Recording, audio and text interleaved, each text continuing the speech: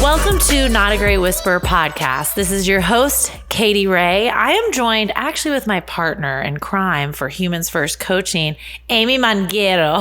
Did I say it right? Yes, we are. It's August 29th. This is episode 134, Humans First Coaching. So I love that you joined today. I feel like this is super important. Hello. Like, why did we start hanging out, you know? Oh man, I think we've been unified from the beginning, Katy, around people. Mm-hmm. It's people.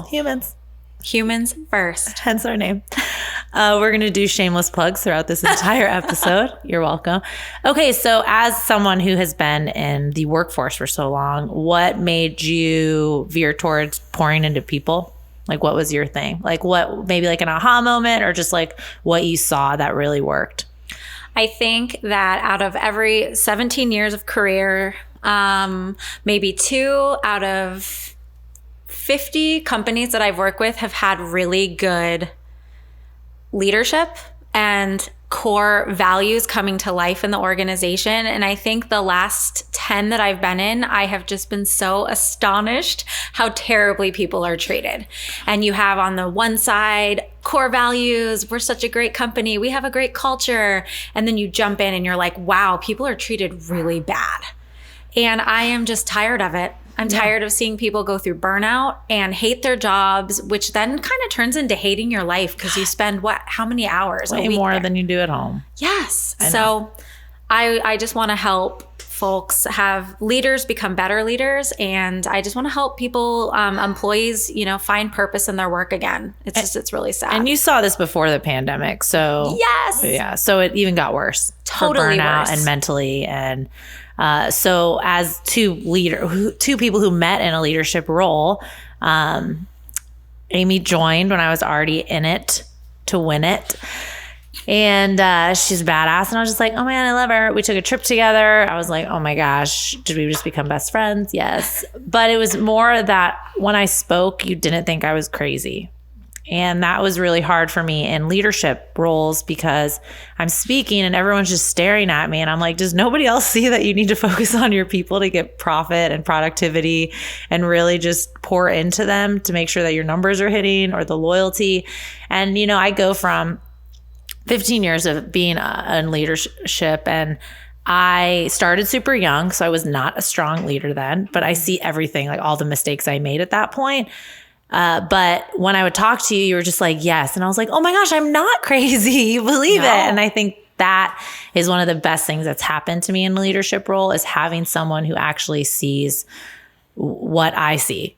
Because even in sales, I mean, we're a number. Like, we're just walking around, we're an effing number, just like, oh, hey, what'd you hit today? Oh, okay, bye. And I always wanted my sales reps to feel that. What do you think is the worst thing you've seen in a culture so far? Oh gosh. Did I stump you?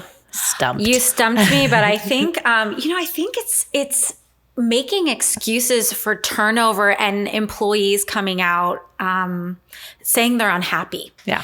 It's leadership constantly pushing it under the rug or making it seem like it's the employee's fault that they're unhappy. I think recently I heard somebody say, well, we don't want to give those perks because we don't want the inmates running the asylum. People should be here because they want to take control of their own careers. And while I believe that, I think when you're in a job where you are constantly burning, like all day long, you're on call sort of because you're doing client work and whatnot. Like, you have to you have to be actively promoting like kindness and checking in with your employees and just seeing like, are you okay?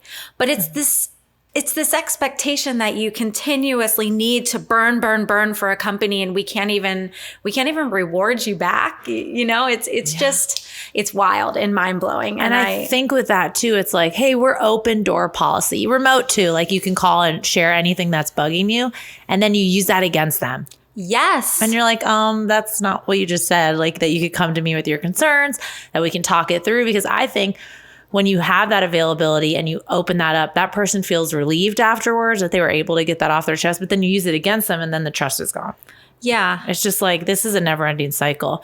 And I think one of the craziest things is hearing people's core values. Yeah. And then nobody follows that. Oh my gosh, it's so terrible, for sure. I mean, even a simple core value like, be kind or whatnot. And then you see all of the day-to-day actions on how you're not kind at all. You're not being thoughtful. You are like, you're putting calendar invites with a 3-minute notice on somebody's calendar just because you as the leader are paranoid in a micromanaging neurotic episode. How do you think these employees feel? And I guess I'm just always mind blown about how leaders in a company cannot see turnover as the biggest sign of we need to change. Oh my gosh, I know. I'm just burnout, just flat out people leaving. And one of our programs is the burnout program, Humans First Coaching. Because I think leaving corporate was a big, what the hell am I going to do? Because people need the paycheck, right? They need the stability. They need the healthcare. They need the benefits. They need time off. I mean, it's a crazy world right now. Just like we're very archaic with our 9-to-5 jobs and things. But I wanted to go back into corporate to help. So I think that's how we both saw it too. Like we've been in it for so long. You can't just leave an industry or, you just can't leave and be like, good luck, guys, like leaving you out to dry. Like we were like, no, we're going to coach people in there. We're going to find leaders that want to pour into their people. We're going to have numbers to back up everything that we're talking about. But it was really important for us when we were talking. And I knew at that time when I was given like an ultimatum, basically do this or that I was like, okay, it's time for us to do this. Like, okay, flick me in there. Doop. See you later, universe, God, whoever flicked me. Thank you. But it was really important for us. And, having our initial conversations with companies was very refreshing for me. Yes, absolutely. And actually, you said something about corporate. I don't know how you feel about this, Katie, but like, I think the last company we worked in together was probably more of the startup culture. Yeah. And I feel like so many startups like hide behind this like, oh, you're joining a startup, so your whole work-life balance will never be normal. And this is going to be hell in a handbasket. But truly, it doesn't have to be that way. No, like take on 75 roles. Yes. You have like 20 employees. So why wouldn't you be pouring into your people double until you are then, cascaded to like 3,000 employees? Why not worry about the 20? That should be your budget. I know. And you have this solid foundation that you've created. And I say corporate as in 10 employees to 100. Corporate to me is just the vision of a culture that wants to grow and is focused on revenue. But you're right. It is startup mentality. And it's a horrible mentality to have because we're not the first 3 people that started this company or the 2 people. Like, I don't have your mentality. Like, we don't have the same, I'm going to work 8 a.m. to 11 at night. Like, I don't want that. Like, how can we make people be more productive throughout the day? But when they do that, they don't realize how unproductive people are throughout the day because they're like staring at their computer. They're getting up 100 times. I'm eating 12 cookies. Oh, this is real. No, yeah. I mean, the signs of burnout are crazy, but like that emotional eating component, like I found myself at one point, I was just like eating a whole thing of graham crackers. And I was like, I'm not hungry, but I'm doing it because I'm so anxious about the meeting to come. 3 clients just pinged me. I'm wearing 4 hats. And somehow this is all supposed to be normal for me because I'm in a startup culture. Yeah. So. You're totally right. I didn't really put that into perspective of how people utilize startup. To like, are you ready to go? It's a rocket ship. We're flying. And you're like, calm down. That's not what I want to be on. No, I do not want to be on that. Thanks. So what's one of the things that makes you happy about starting Humans First that you've seen like a gap? Like what we're filling? Yeah, I feel like we are being advocates for employees everywhere, actually. I think that if we can tap into the leaders, and we know there's a lot of leaders out there that are really wanting to pour into their people, they don't know how. So we're going to be able to fill that gap. But in truth, we're going to end up being employee advocates, heroes and champions for employees. I think, like you mentioned earlier, like these folks have to work. So how do we help like level set people that, they might not be in the career of their dreams, but to still enjoy coming to work where it's not like they're having death by paycheck, they're dying inside Every just paycheck. to get a paycheck. And that's my thing too. When you notice that after you're done with work, you're also thinking about work. Your energy is fully into work. Like my kids did not get the attention they should have for like 2 months straight. And then I'm waking up in the middle of the night. Yes. And you're like, what the? Yeah. Like, what is happening? Because you're so anxious about something that needs to be done. And it's not fair to the people that work for you to feel like that all the time. No. It's not fair to your family. And I feel like I've had great leaders and not so great leaders where I can take from both and really see what's going on in other cultures to understand, like, what are you preaching? What are you missing here? What are you not doing for? And, I understand there's going to be people that aren't in the right seat. Yeah. But we figure that out.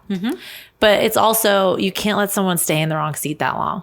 No. Now, the person in the wrong seat who wants to be a part of it is going to stay there till you find someone. I can totally see that with the loyalty and how you pour into people. But it's just like we're doing a disservice. I think leadership is getting too, what's it called when it gets like clouded or too like foggy? Like leaders work for your people. Yeah. And I think it's just going to more like, I want a dictatorship. I'm going to tell you what to do. Do your job because you have a job. You should be lucky. Like, what? No. That's really bad. I mean, in every instance, like a call center to even like an agency to creative work, like everybody should be treated as a human. I was thinking the other day, if every company could put as much effort as they did in getting new business. How everyone's amped up about it. There's meetings about it, perks, all these different things. And then it's like, okay, then we care about our customers, then we care about our people. And it's like, it really should be the opposite where the people come first, then we care about our customers, and then we bring the new people in. Because obviously we have advocates on both sides. We've got the people referring friends to work here. We've got customers referring us. It's like an NPS like dream. And then like, wouldn't you think the new business would be coming in? What so is much NPS, easier? Amy? Net Promoter Score. Thank you. NPS, very important. I heard it too often, but it's very important. So what do you think, because Amy's a very avid runner, as in marathons and shit. How do you think that's helped you not get burnout so quickly? Like running, like just your mentality personally to when you're in professionally? Because I feel like you, the last 6 months, have just been bombarded with things. But I feel like if you didn't have those different outlets, you'd be in a different spot a little bit. Yeah, I would. I think running is a place where for me, I can release pent up anxiety and tension. And to be frank with everyone, cry my eyes out sometimes. It is a place where you're put in a position of struggle and it forces all of that pent up energy that you literally box up every single day of frustration and all of that, it lets it out. And I do know that I've personally gone through burnout. And if it hadn't been for running, I do believe it would be almost like I probably wouldn't even be able to be here with you, Katy, because I think I would be in a lot worse shape. Yeah. So yeah, I think everybody does need that outlet of some kind, whether it's journaling or running or any sort of activity where you can just take a minute and like let out, release it. Yeah. All of screaming on a rooftop. The baggage that's inside that you're just suppressing down. Yeah. And Amy's a run coach. She's my run coach. We love her.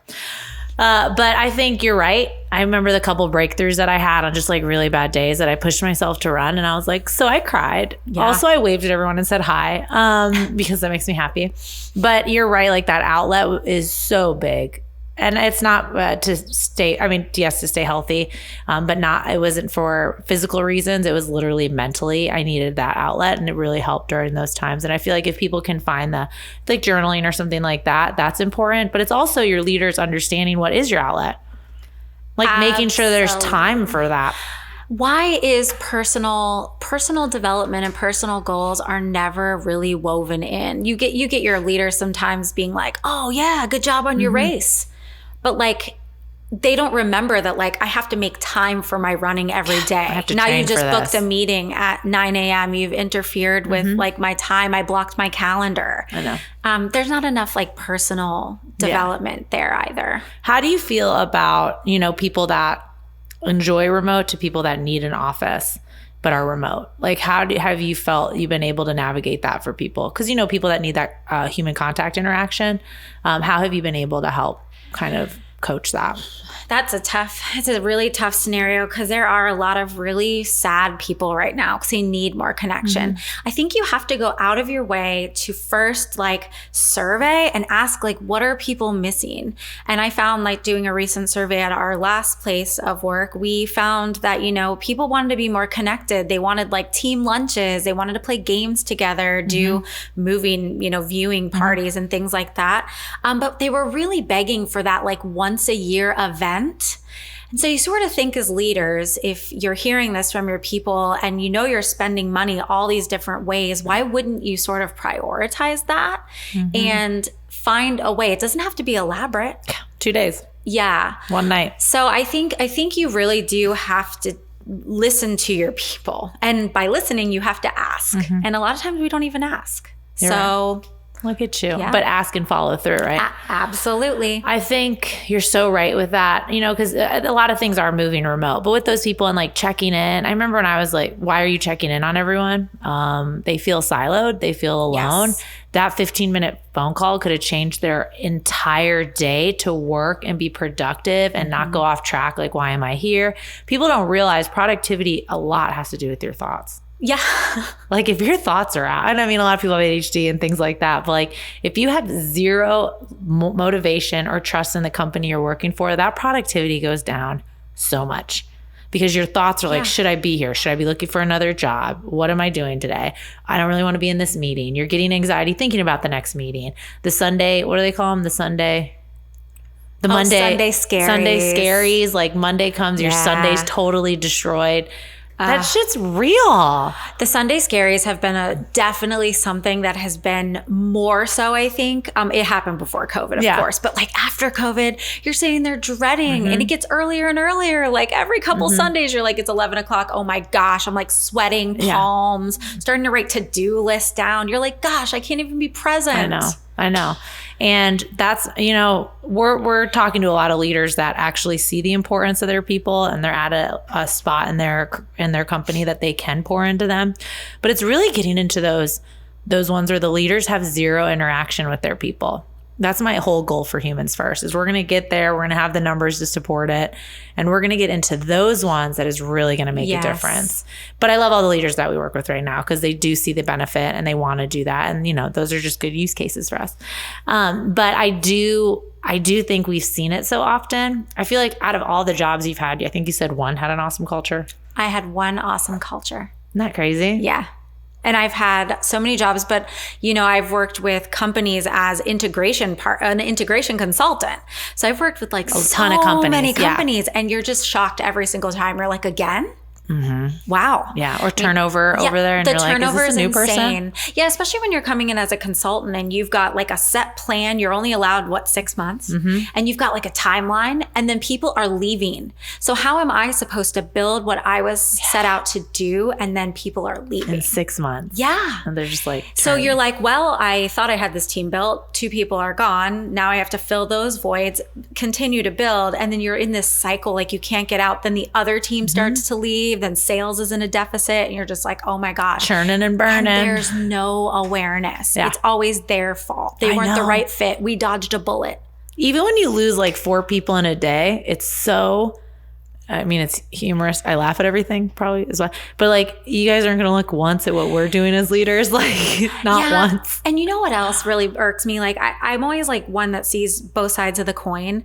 Listen, I have a 20-year-old son. I would never tell him, hey, you just rage quit one day. Oh yeah, exactly. But you know what? You have to learn something from the folks that literally are that desperate to leave your organization that they say, I can't do this anymore. I am done effectively this second. Yeah. They've just like turned down severance. They've turned down they've just given up everything. They've said rage quit. Yes. Their paycheck is gone. You're like, if we don't and they learn put it on that person and you don't even look at how the organization and you're like, is running. What could we learn from that person? We must be doing something.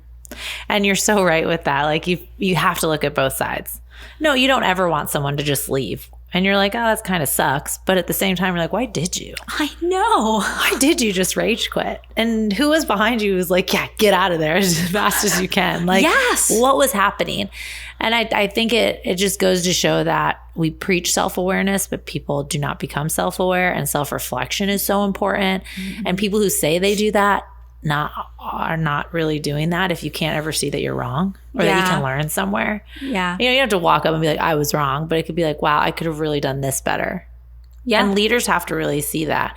And I do love, because we do leadership coaching too and executive coaching, but it's those ones who are like, I still have a ton to learn, who are the most successful. Yes. And it's always those ones. And it's never going to change that. I mean, the other ones can be successful, but like, it's always the ones that really get to your level and are like, teach me more. And that's, I think the other thing that we don't ever think about is recruitment. I just had this really interesting situation happen the other day where I was in the process of trying to bring somebody into the organization, and they had gone through several interviews, but we were in this weird lull where we were sort of like dragging him along, mostly because of just getting finances and things in order on the back end. But the interviews prior had been so focused around core values that the experience became so bad for him that he actually reached out and actually told us how we violated our own core values. While most of the people in the organization took that as a very offensive thing, like, how dare him, and wow, he had a lot of guts, and this guy was probably going to be a mess. Thank goodness we didn't hire him. I've like really thought a lot about that email. And I thought, you know what, if I were going to put myself in that guy's shoes, I also would have felt like this was a really unstable environment. And actually, he dodged a bullet. Yeah. And he spoke out. Yes. How awesome. I know. To be that clear on your thoughts and ideas, that you write it out to people you don't even really know. And you just want to be like, hey, you pushed this so much that I actually bought into it. Yes. And then you didn't follow it. So just so you know, thank you for showing me that you don't follow your core values, but also this is what you're doing wrong. And it's like, you should always give people who you interview feedback. They're just giving you feedback. You have to learn something from it, you know? Feedback is like the most precious thing. Yeah. I expect people I coach to be like, you know what, I didn't really like that exercise or that activity. Yes. Like, can we change it up? I expect people to do that. I'm not going to be like, what I'm saying is always right. I mean, it's nice. And my voice changes when I say that. But it's just so funny to look back and be like, how do you not learn something from that? He didn't have to say anything. He could have just been like, ghost you, said 0 things, no reason why you didn't want it. And it just went straight into it. This is exactly why. And that's just like, wow, thank you. Yeah, I think I probably think you would agree, but I think leaders just lack empathy a lot of the times. I know. They literally forget exactly what it's like to be in someone else's. Or we're just too emotional. That's one thing I absolutely hate. Yep.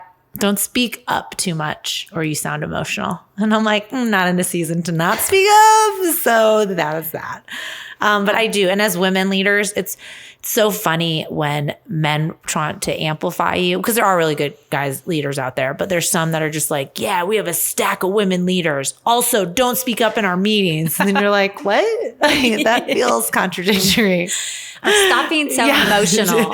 Yeah, don't shoot from the hip, which I shoot from the hip. But that's okay, because I know where I'm coming from. And I expect someone to be like, I don't really understand you there. Can you, give me more details? Totally fine. But like, I'm an emotional being because I manage a lot of emotional beings. And I think that works out. Yeah. You're also really good, though, at getting to know people.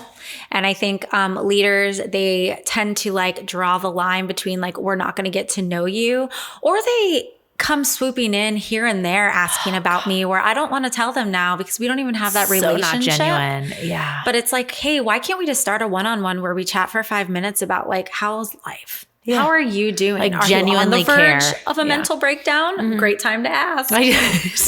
Here's your sign. Yeah, I feel you're totally right with that. You have to build that up. It can't be like a one-time thing where you ask somebody personally what they like to do and you feel connected. Right. Like that doesn't work. No. If you don't ever have a real conversation with someone just in real life, no one's going to be like, really trust that person. Definitely going to be hanging out with them. Like, that's just not going to happen. And people always are like, don't become friends with the people you work with. Why? What is that? I don't even understand. I'm not going to get hammered and dance on bars with people, but like, maybe I am. But like, it's like, why are you not becoming friends with someone? Because to be honest, I would rather help my friend out today in a really stressful day than my manager who sucks and doesn't care what I'm doing. Yeah, there's been a few times in my career that I've seen somebody leave and it make a really, like, folks were literally devastated. You actually are the number one where I could not believe when you had your last day at the organization, not only did you know every single person, you gave a specific personalized shout out to everyone, but they genuinely, you were a pillar.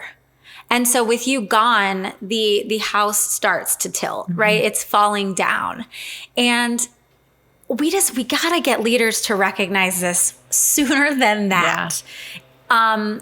But that was one of the most amazing moments for me to say, like, that is who we need to be as leaders, where these people, like, she knows them and they know her. And that was amazing to watch. Oh, you gave me chills. I know. I couldn't believe I cried so much that day. After I was like, am I crying? Yeah, I'm crying. But you're right. Like, I did exactly what I was set out to do. Like, as going through each industry where I didn't speak up enough, or I did speak up enough, where I made those connections, where I was still connected with these people, like, I wanted to make sure my next stop was like, I did exactly what I always preach. And I did, and it felt good, and it still feels good, but it also feels shitty because you know that people are sometimes, you're overwhelmed. Like, you know, like, people are just not getting to be themselves. And I'm just like a huge advocate of, like, I understand you need this paycheck. Like, how can we make it better? That's it. Yeah. Like, I understand your role. Like, you can't just leave somewhere and be like, F it, I'm out today. No bills being paid. Like, that's just not how people want to feel either. So it's like, how do we make today better? And it's not not a genuine conversation. I'll randomly call you and just ask what you're doing. Yeah. And that can literally change someone's day around like 100%. And I think with some of our programs, you know, we do just one-on-one coaching with your employees because we also see that leaders don't always have the time. Nope. But if leaders get people that do have the time, it is still showing that you're pouring into your people.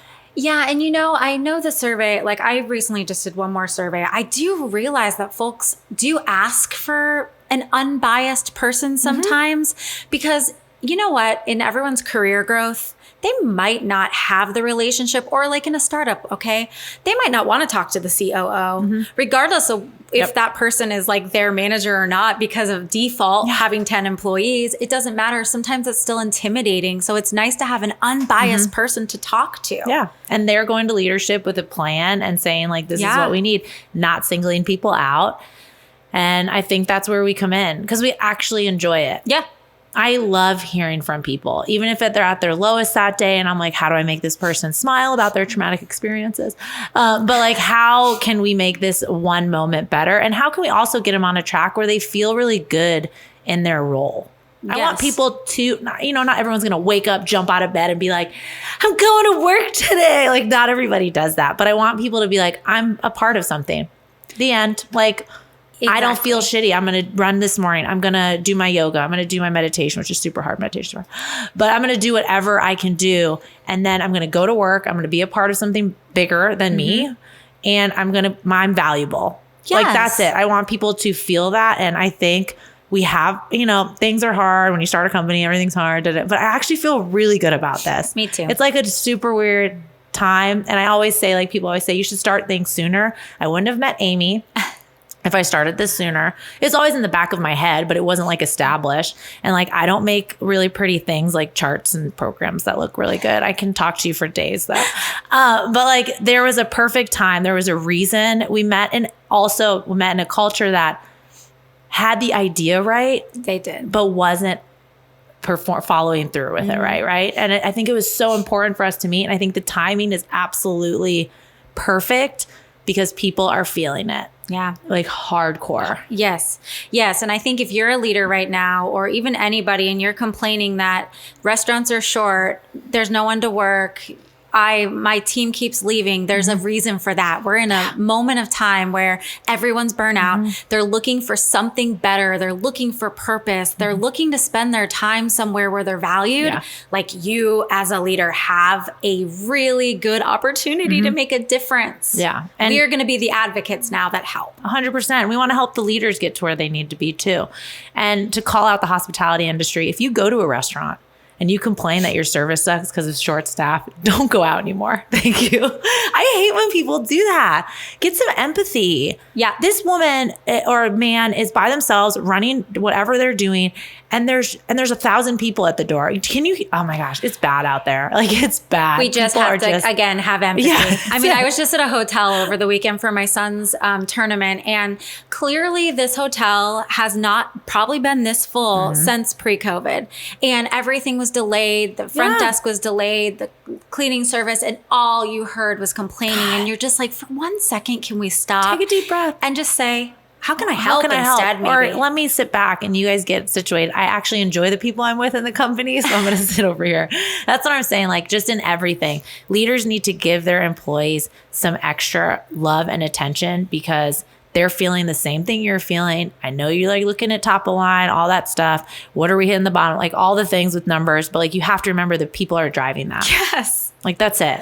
How can you help them hit your numbers? Yeah, and you literally cannot be that person that is like, oh no, somebody quit. Now we're in fire drill mode and so-and-so has to take on a whole nother job because of it. Like, no, how about try to treat the people right? Let's get let's get folks situated and retain. Yeah, and actually people will offer to take on things when you don't force it down their throats. Yes. How about you not give someone 4 job titles? Like, also that.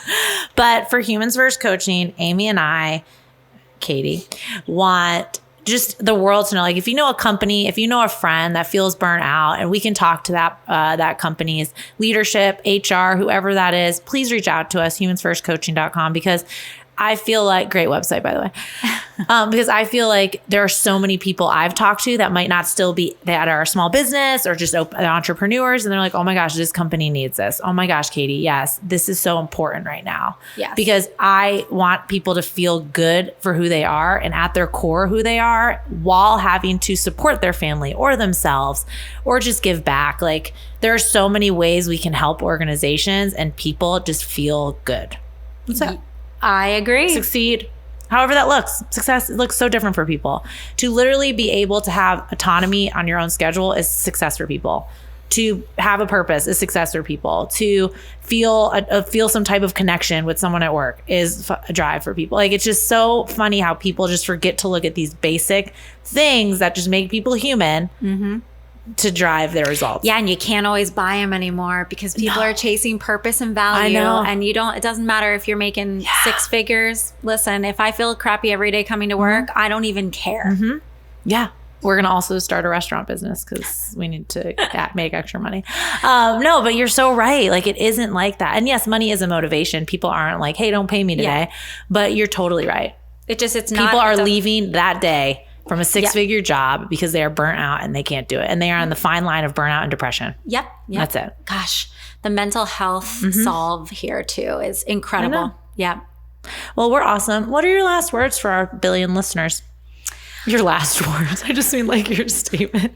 Not like ever, but like. I don't know. I think I challenge everybody listening today. Just take one moment and try to have a little bit more empathy. With anybody you come in contact with.